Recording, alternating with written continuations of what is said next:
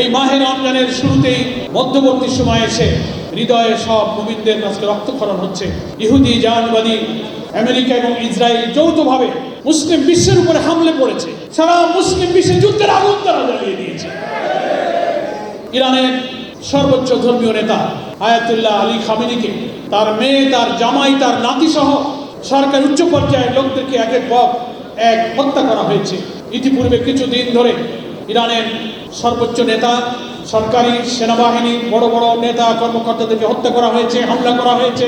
ফিলিস্তিনের মুক্তির সংগ্রামী স্বাধীনতা যোদ্ধাদের উপরে হামলা করে একের পর এক তাদের সেনাপতিদেরকে হত্যা করা হয়েছে।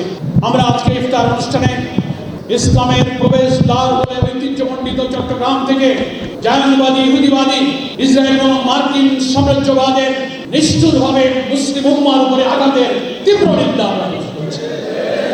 তারা সারা মুসলিম দুনিয়ার বুকে তারা যুদ্ধের আগুন জ্বালিয়ে দিচ্ছে। যারা শহীদ হয়েছে, শাহাদাত বরণ করেছেন, আমরা তাদের প্রতি গভীর শোক, সহানুভূতি, সমবেদনা প্রকাশ করছি। মহান আল্লাহ তাআলার কাছে তাদের শাহাদাত মঞ্জুর করে জান্নাতের উচ্চ মাকাম কামনা করছি। সম্মানিত সুধী মণ্ডলী, এটা একটি ইফতার মাহফিল, রাজনৈতিক আলোচনার বিষয়টা খুবই প্রাসঙ্গিক নয়।